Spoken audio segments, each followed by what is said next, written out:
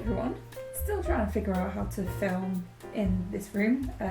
It's yet for a proper makeover. So until then, I'm just going to have to sit you literally on the side of the bed.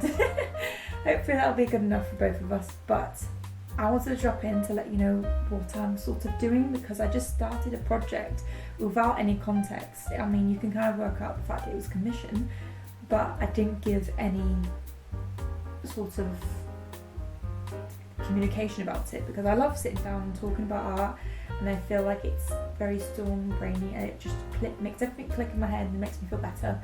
And it also gives the chance for you to, well, also dive a bit more deeper into what I'm doing and get some feedback as well, because my channel is all about art, all about gardening, and I just like to include you in the whole theory process of it, not just the practical process of it. So at the moment I'm about an hour in to this painting. It is nowhere near finished at the moment, and this is actually a commission from my granddad.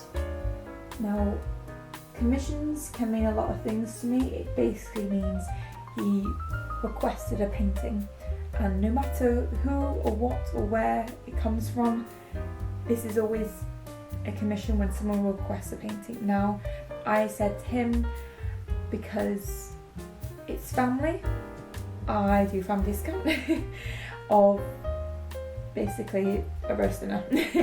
Basically cook me a roast dinner when I come down to visit and give it to you, and that'll call quits in terms of payments.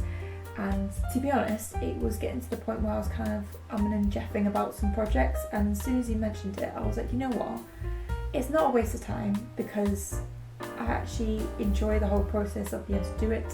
Yes, I don't get paid for it, but it's still really nice, and it gives the opportunity to everyone to see what kind of work I do when it comes to commission work. Like I said, this is only about an hour of the way through. I'm kind of hoping or aiming for about 5 or 6 hours. The process that I paint with is incredibly difficult, because I can only really work within 15 to 20 minute intervals, because it's so layered and textured,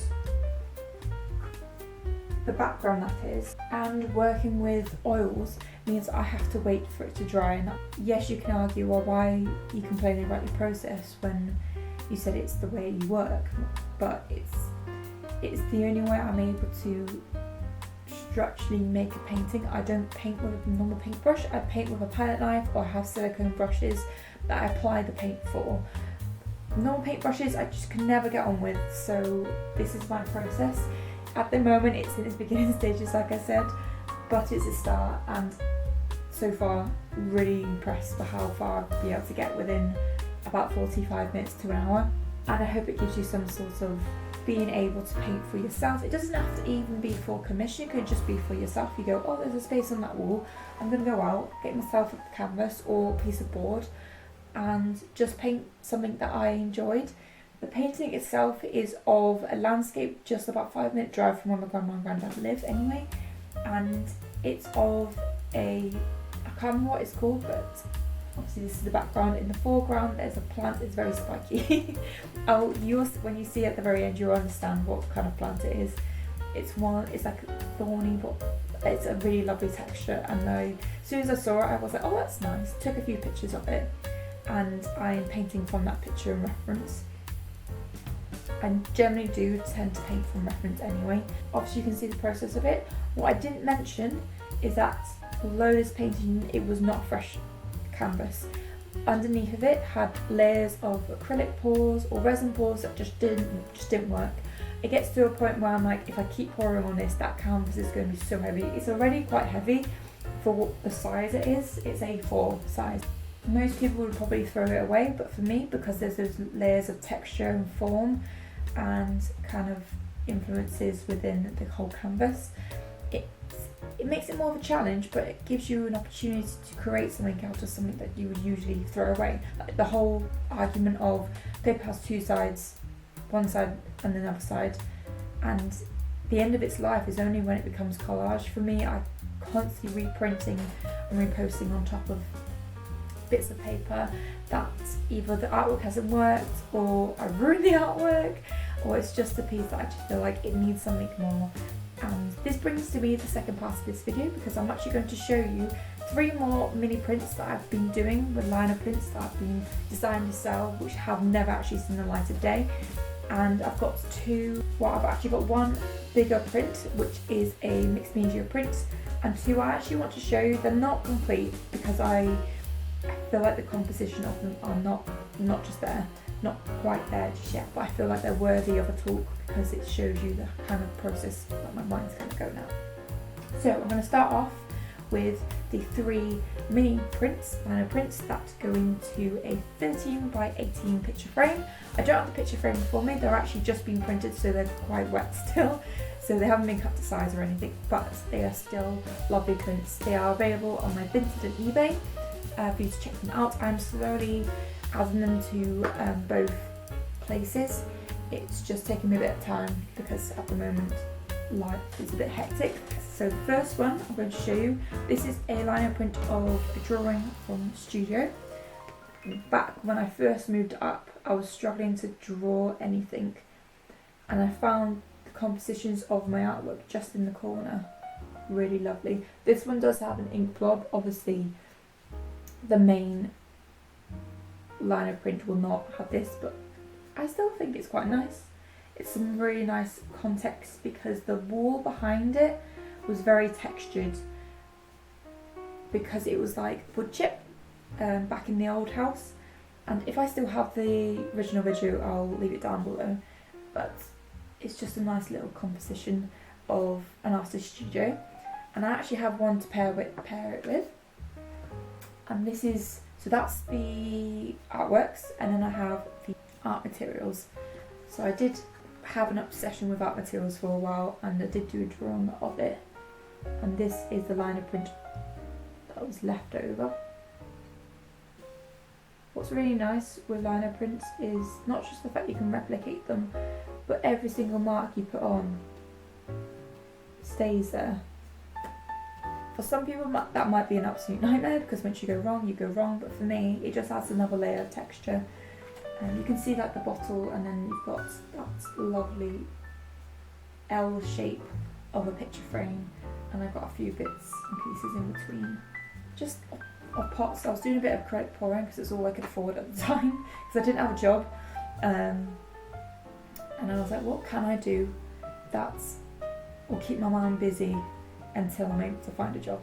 Perspective, I suppose. And then thirdly, this is I say recent, it's about a year and a half old liner print. So this is of a collection of oranges. Now I do have 2 different versions of this. So I've got one version where it's just the orange itself, so ignore these lines on the outside, and then I've got this version. I wanted to keep both versions because this is very like brings you in, and it sort of looks like a face. It sort of looks like some sort of facial creature. If I turn it a different way, maybe it might look a bit different. I'll do all different sides because it can depend on what mood you're in, on which way up it goes. And then you can also decide in the comments which way up you like the orange plant, the actual orange segments. I prefer it this way, but like I said, it just kind of looks like a weird angry face. But really love the print. It's a really lovely print to have such a, I don't want to say simple fruit drawing, because it was not simple to draw. So the next ones, I'm going to show you the finished mixed media piece. You get a lot of leftover ink from doing a lot of printmaking. It's just nature. As my inks are water based, I can reactivate them with just spraying them with water and then reprint them on top of a piece of paper, which is what I've done here. Now I do have a black frame, but I actually think it'll look really lovely in a white frame, so I'm going to have to invest and upload this to my Vinted and eBay as always. So you can see where I've reprinted some of the ink and made this really lovely section of patterns. The black line that goes down, that's using a smaller liner printing roll. I just feel like it's just because on the back of it I do have another print. I didn't want to print on top of that for some reason. I think it would have worked really well, but then you would have lost it. If I printed that on top of this, that would be really lovely. But I didn't do that. But hindsight is a wonderful thing. So with these, I like to basically cut costs. So with this in the frame, it would be £10. And for the reason for that is that I don't want anything to go to waste, and I feel like it's good enough for someone to enjoy at a price which keeps my art materials flowing. So yeah, lovely bit of white space around the excess and some lovely textures as well. Okay, so the next two are ones that are work in progress, sorry. I can't get it right. And I've done something similar. I put the two black lines out. For me, at the moment, this has got way too much white. I think it just needs a pop of blue just to cover up some of these sections. I feel like I need to go over this bit. Either on this side. I don't think I want to cover up that section. I think it's either going to have to be, no, it's going to have to be this bit. I think I just need a really lovely navy blue going up this side. That's pigmented and strong, but covers up these bits of black because it becomes its own little feature. And then I'll go from there. Until I use blue, I will probably have to keep this on the side, which isn't the worst thing in the world, because it's only a single piece of paper. This does have another print on the back as well. It's when I used to do a lot of collage printing, I'll show you as well. And I just have leftover ink, and I used to just print it on the back of the piece of paper because this, I think it was torn somewhere or had like ink in the middle of the page, so I couldn't use it for professional printing. There we go.